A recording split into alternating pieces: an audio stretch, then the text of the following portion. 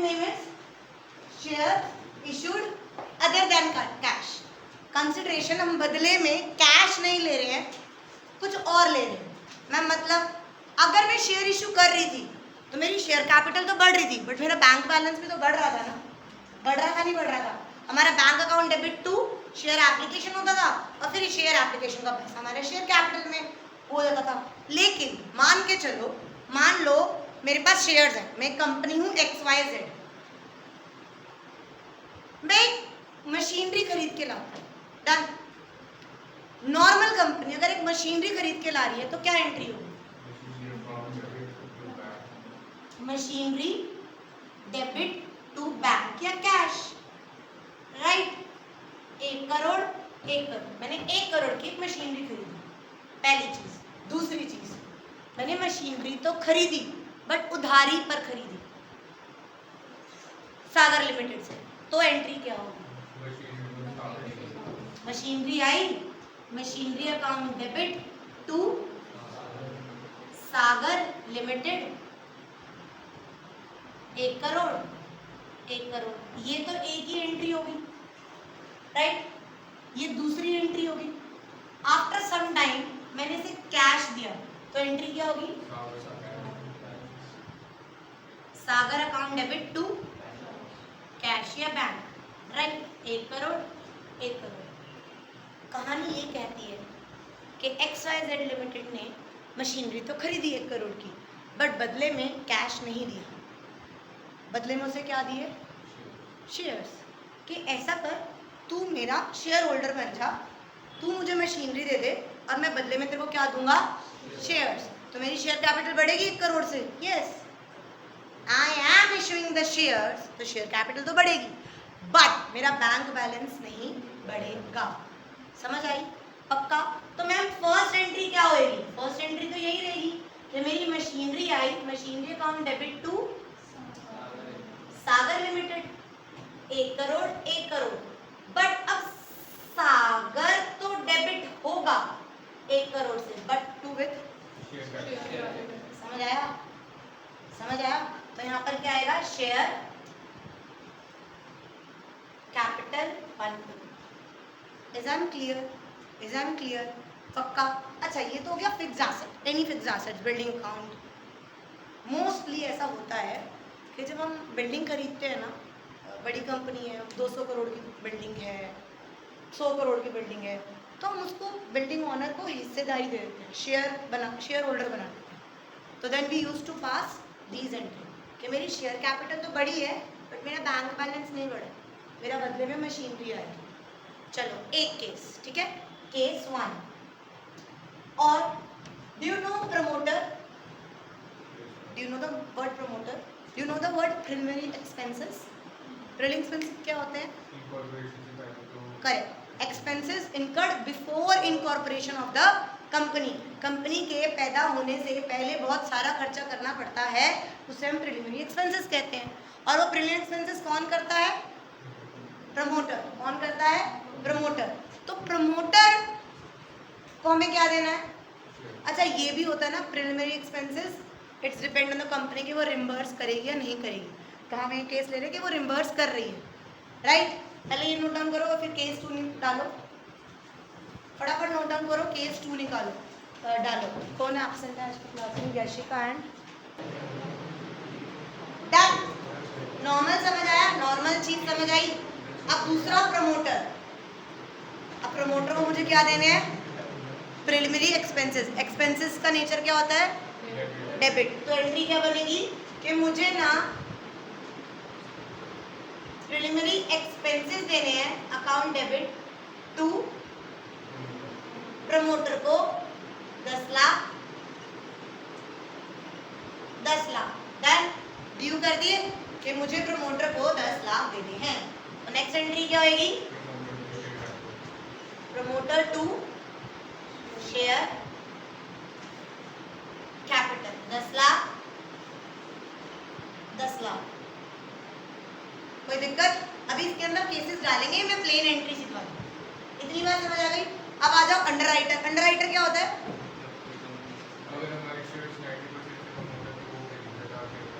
पहले लेकिन हमें अंडरराइटर को बिफोर सब्सक्रिप्शन हमें वो क्या करना होता है, इशू बिफोर इशू हमें अपॉइंट करना होता है अंडरराइटर को। इतना पता है कि भाई मैं ना, मेरे को डर है कि मेरे 90% इशू शेयर नहीं होगा, तो तू ना इशू निकालने से पहले मैं अंडरराइटर को अपॉइंट कर रही हूँ कि अगर कोई भी शॉर्टफॉल रहा तो तू लेगा, तू बदले में कमीशन ले ली।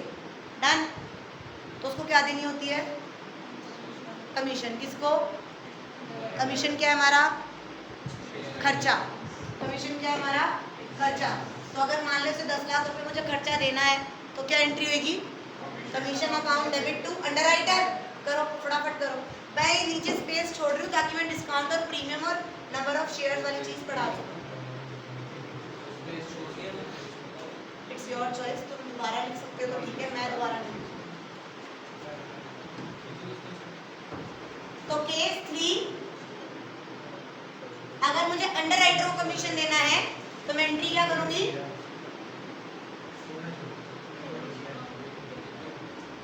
Commission account debit to underwriter 10 lakh 10 lakh. और जब उसको कमीशन के बदले में मैं उसे क्या दे दूंगी? हिस्सेदारी, शेयर कैपिटल। तो I will going to pass underwriter account debit to share capital 10 lakh 10 lakh. Done. समझ आया? अब मेरी बात सुनो, कभी कभी शेयर्स हम पार पे इशू करते थे, डिस्काउंट और प्रीमियम पे भी तो करते थे, डिस्काउंट और प्रीमियम पे भी तो करते थे। अगर प्रीमियम है तो कहाँ आएगा? To SPR। और अगर डिस्काउंट है तो कहाँ आएगा? Discount on issue of shares debit.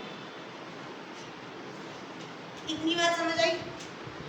अब लिखो केस 1, 2 एंड 3। अब एक बड़ा बड़ा डब्बे में एक फॉर्मूला लिखो। How we sorry write. तो SPR पे इशू करे हैं शेयर्स तो भी 1 करोड़ ही दे रही हूँ, कभी मैंने डिस्काउंट पे कर रहे हैं तब भी। तो ये कैसे पता चलेगा कि कितने नंबर ऑफ शेयर्स मैंने इशू करे हैं? फॉर्मूला लिखो, then we're going to do the question, you will understand. Write down. I have to find number of shares issued in any case at par में तो अपन ऐसे निकाल लेंगे, but in this when we are giving shares in discount and when we are issuing shares with premium तो हम कैसे निकालेंगे? लिखो।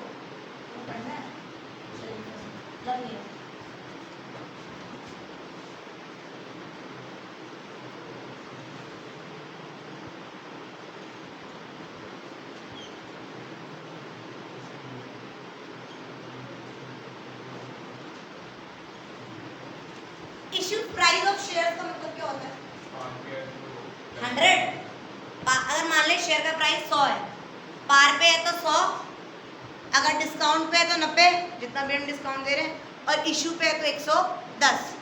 तो जितना मुझे पैसा देना है, जितना मुझे उसे पैसा देना है, that divided by issue price. तो मेरे पास नंबर ऑफ शेयर्स निकला है। समझ आया? Write down, write down.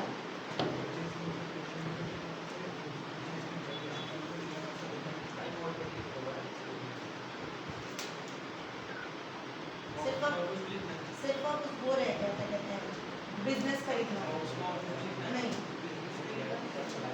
अगर मैं बिजनेस नहीं खरीदूंगी, हाँ शेयर से बिजनेस नहीं खरीद सकती। मैंने तेरा पूरा, अगर किसका बिजनेस खरीदना, मैंने बिजनेस खरीद लिया, उसके बदले में उसे शेयर दे दिए, पैसे ना लेके मैंने उसे शेयर दे दिए। अब मेरी बात सुनो, तो उसका फॉर्मूला लिख लो, मेरे को क्वेश्चन ढूंढ ले।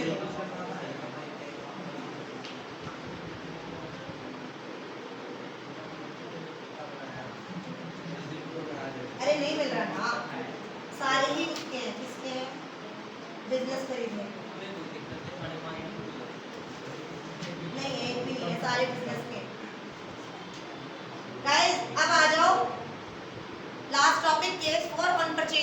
बिजनेस, इसको सारा इरेज करके लिखो ऑन परचेज ऑफ बिजनेस।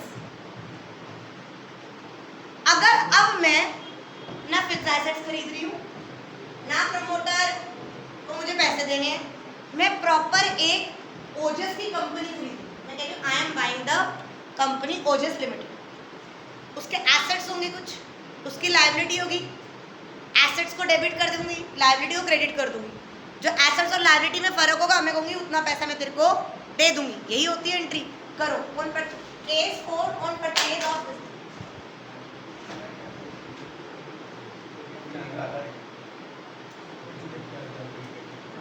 कह दे मेरे जैसे स्ट्रांग है, कह दे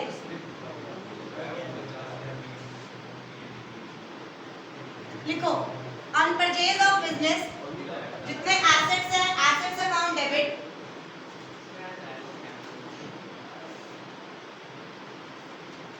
एसेट्स अकाउंट डेबिट, लायबिलिटी को क्रेडिट कर दो ऑन केस 4 ऑन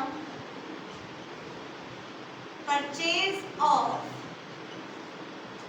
मैंने ओजस लिमिटेड खरीदा, मैंने कहा यार उसके ना एसेट्स 50 लाख के हैं, 2 लायबिलिटीज उसकी 30 लाख, तो मैं उसे 20 लाख रुपए देता हूँ, तो 2 ओजस लिमिटेड 20 लाख, राइट। अब मैं ओजस लिमिटेड को दूंगी पैसा, Ojas limited account debit to cash या बैंक,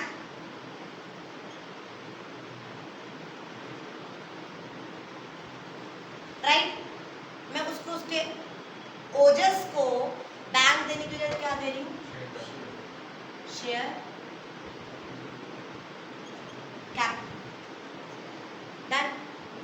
अब ट्विस्ट, मान लो मैं कह रही हूँ, क्वेश्चन में लिखा हुआ है कि मैं उसे 30 लाख दे रही हूँ, क्या कह रही हूँ, ओजस लिमिटेड को कितना दे रही हूँ, देने कितने चाहिए थे, दे कितने रही हूँ, ज्यादा क्यों दे रही हूँ, क्यों दे रही हूँ, तो उसकी गुडविल है, क्या है उसकी 10 लाख की, क्या है उसके पास, स्टार क्यों लगाया, अगर ये मेंशन हो ऑलरेडी कि मुझे उस ऑनर को इतना पैसा देना है और डिफरेंस ज्यादा है तो क्या आएगा, डन। समझ आया, पक्का। नोट डाउन करने के बाद नेक्स्ट लिखना केस 2, ओजस लिमिटेड को मैं 10 लाख दे रही हूँ, कितना दे रही हूँ, एसेट्स कितने के थे, लायबिलिटी कितने की थी, मुझे देना कितना बनता था, दे कितना रही हूँ, तो 10 का क्या है,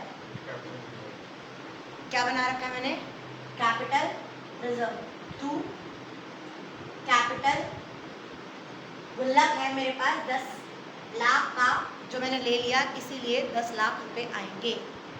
तो 3 चीज पढ़ाई।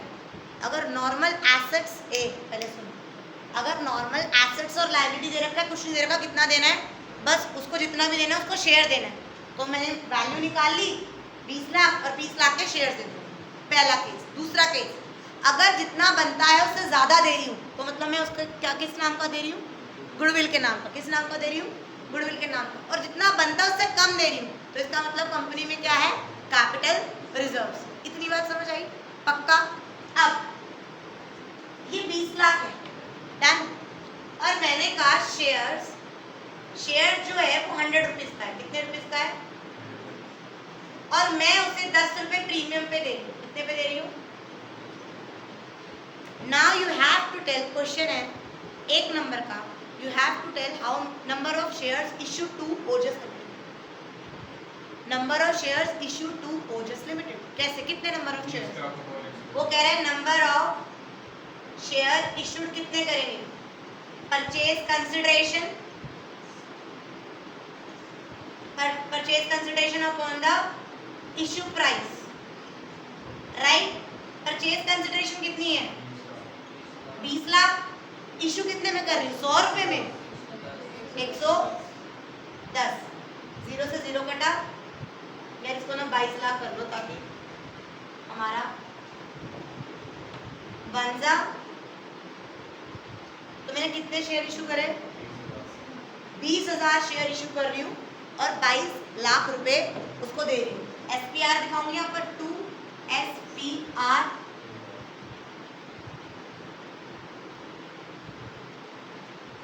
समझ आया? Ojas limited account debit 22 lakh, 2 share capital 20 lakh, 2 SPR 2 lakh. समझ आया? 100% नोट डाउन करो। Then we are going to do the question illustration.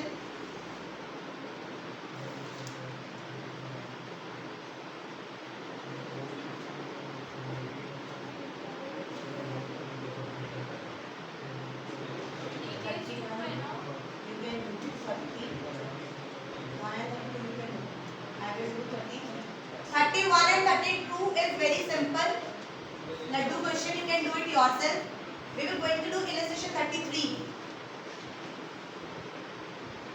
Why I am opting 33? Because यहाँ पर हम बिजनेस तो खरीद रहे हैं। अच्छा एक बार 31 और 32 देखो। 31 और 32 देखना कितना सिंपल है। वो कह रहे हैं यार मैंने ना रत्नागर लिमिटेड परचेज करी, उसके एसेट्स 18 लाख थे, फुल्ली पेड अप शेयर 100 रुपए के और कितना कर दिया, तो ये 18 लाख देने उसको। एसेट्स अकाउंट डेबिट टू वो बंदा जेसी लिमिटेड 18 लाख तो उसमें 18,000 शेयर इशू कर दी। प्रीमियम पे करना है तो SPR आ गया, कोई दिक्कत? ये तो लड्डू है, कोई क्वेश्चन नहीं। नेक्स्ट क्वेश्चन जो दिया हुआ है वो भी आसान है क्योंकि उन्होंने एक ही दे रखी है वैल्यू। प्लांट एंड मशीनरी 90,000 है, बिल्डिंग 90,000 है, डेटर्स 30,000 है, स्टॉक 50,000 है, कैश 20,000 है, क्रेडिटर 20,000 है। जो एसेट्स हमको डेबिट कर दिए, जो लायबिलिटी हमको क्रेडिट कर दी, तो डिफरेंस आया, नॉर्मल आया 2.5 लाख मैंने डाल दी। 10,000 कैपिटल रिजर्व आ रहा है, 10,000 क्या आया है, और फिर मैंने इशू कर दिए शेयर्स क्योंकि उसने लिख रखा है कि मैं ना बैंक ड्राफ्ट भी दे रहा था तो बैलेंस 2.5 लाख। वो कह रहा है Vikas limited for a sum of 2.5 lakh, ऊपर दिख रहा है 2.5 लाख, कह रहा है ना मैं 2.5 लाख दे रहा हूँ, तो बैलेंसिंग फिगर के तो गुडविल आएगी या कैपिटल रिजर्व आएगा। लेकिन वो कह रहा है मैं ना 2,20,000 का fully paid up equity share दूंगा, यानी बाकी का 30,000 बैंक ड्राफ्ट लिखा हुआ। ये दोनों क्वेश्चन सिंपल है, बट अब आ जाओ 33 इलस्ट्रेशन। उसमें ना 2 वैल्यू दे रखी है, एक बुक वैल्यू और एक एग्रीड वैल्यू। देख रहे हो, बुक वैल्यू और agreed value. I request you all answer को ना देखते हुए अपनी प्रूडेंस से, अपनी बुद्धि से क्वेश्चन सॉल्व करो। क्वेश्चन है general traders limited purchase a running business. मैं जनरल ट्रेडर हूँ और मैंने चलता हुआ बिजनेस पवन रिटेल, खुशी का एक बिजनेस चल रहा है पवन रिटेल। मैंने उस चलते हुए बिजनेस को खरीद लिया। वो चला रही थी खुशी और मैंने उसका बिजनेस खरीद लिया। मैंने कहा मैंने for 6 lakh payable 10% by cheque and balance by issue of fully paid equity share 100 each at a premium of 20%। Stop, मेरी तरफ देखो, मैंने बता दिया कि मैं उससे पूरा बिजनेस कितने रुपए में खरीद रही हूँ। मुझे खुशी को कितने देने हैं पवन लिमिटेड को? 6 लाख, और 6 लाख में से वो कह रहा है 10% बाय, यानी 60,000 तो मेरा चेक से गया, बैंक से गया, और 5,40,000 मेरा शेयर कैपिटल गया। और 5,40,000 भी मैं अगर इधर देखो, अगर 5,40,000 100 क्या होता, 5,40,000 डिवाइडेड बाय 100, तो मैं 5,400 शेयर इशू करती। बट वो क्या कह रहे हैं, मैं 5,40,000 उसे दूंगा 110 में, तो नंबर ऑफ शेयर्स आ जाएंगे, कितने आएंगे? अच्छा फिर तो कट जाएगा ना, 12 आंसर।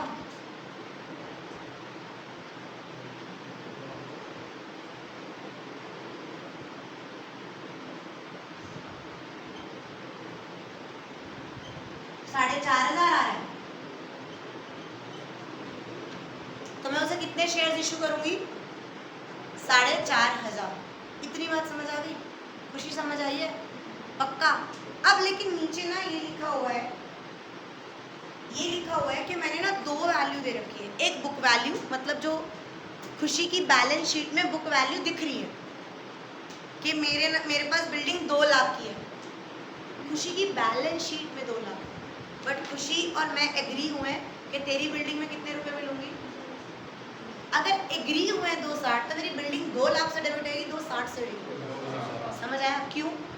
क्योंकि जब एग्री, वो कह रहा है जब वेंडर कंपनी मैं खरीद रही वेंडर कंपनी, तो जो एग्रीड वैल्यू उतने से डेबिट होएगा और उतने से credit. Giving you 2 minutes, pass first entry of the purchase of the business, pass second entry issue of shares to the Pawan Limited, and you have to do this also. Done fast.